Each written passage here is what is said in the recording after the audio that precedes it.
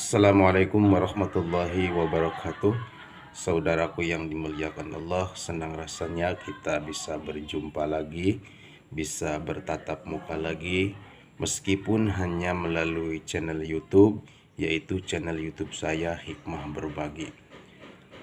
Kali ini Hikmah Berbagi akan menyajikan suatu trik atau cara, di mana trik atau cara ini yaitu cara menghitung naktu kekayaan dalam perjodohan. Cara menghitung naktu kekayaan dalam perjodohan ini merupakan budaya turun-temurun yang ada di suku Sunda ataupun suku Jawa, di mana pada zaman dahulu bahkan sampai sekarang orang Sunda kalau mau menikah ataupun dia sudah menikah itu naktunya itu suka dihitung-hitung gitu ya. Baik dihitung-hitung melalui tanggal kelahiran, dihitung-hitung melalui nama, dihitung-hitung melalui berbagai macam gitu ya. Di antaranya ini yaitu melalui hanacaraka gitu ya, yang tujuannya tidak lain dan tidak bukan agar perkawinan tersebut, perjodohan tersebut dijadikan sama Allah, pernikahan atau perjodohannya atau rumah tangganya itu dijadikan rumah tangga yang sakinah mawaddah warahmah, disuburkan rezekinya oleh Allah, dijauhkan dari semua penyakit, yang intinya mohon meminta kebahagiaan dunia dan akhirat. Itu ya. Mohon maaf kepada para guru yang sudah lebih masyhur dalam hal ini ya, mohon maaf. Ini hanyalah sebagian dasar. Paling tidak saya itu melestarikan budaya gitu ya, budaya nenek moyang, budaya turun-temurun. Baiklah, kita lanjutkan. Untuk menghitung atau cara menghitung naktu kekayaan seseorang dalam rumah tangga, kita membutuhkan apa yang namanya panca ya. Di sini saudara-saudara lihat ya, ada hanacaraka data sawala pada jayanya maga batongo tuh ya, dimana hanacaraka data sawala ini sampai ngo ini mempunyai naktu, dimana hak naktunya 1, nak naktunya 2, cak naktunya 3 sampai seterusnya yang terakhir 20 ya.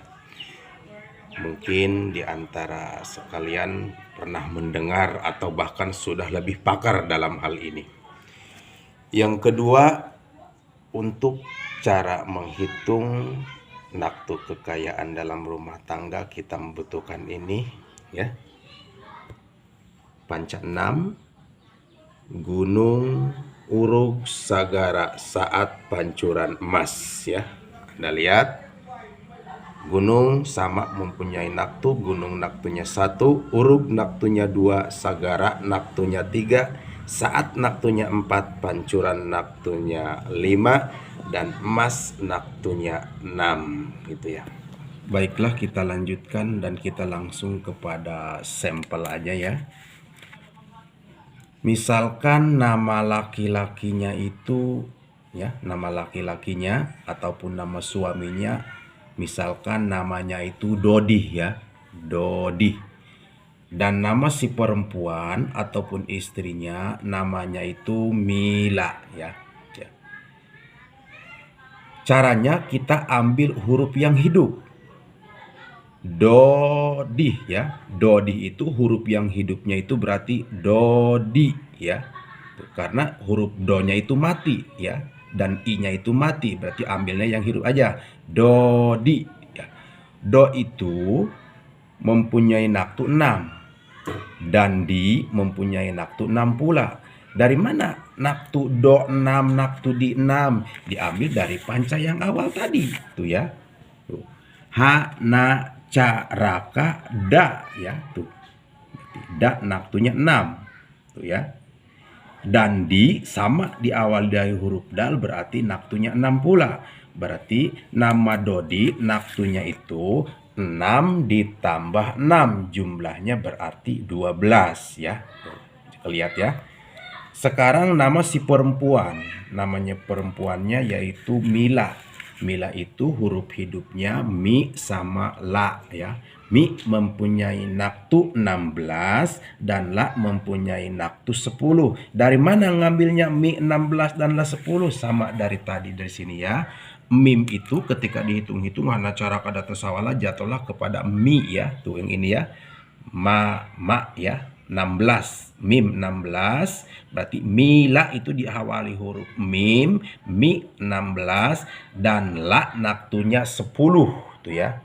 Naktunya 10. Berarti nama mila itu naktunya itu 16 ditambah la 10, jumlahnya 26. Setelah kita mengetahui naktu si laki-laki dan naktu si perempuan, terus kita jumlahkan naktu si laki-laki tersebut dengan naktu si perempuan tersebut. Dan kita jumlahkan berarti 12 ditambah 26 menjadi 38 ya. Di situ ada. Setelah kita dapat jumlah keduanya, di sini 38, kita bagi 6. Kenapa kita bagi 6? Karena pakai pancanya, pakai panca 6 tuh ya. Gunung Uruk Sagara Saat Pancuran Emas, jumlahnya 6 tuh. Berarti 38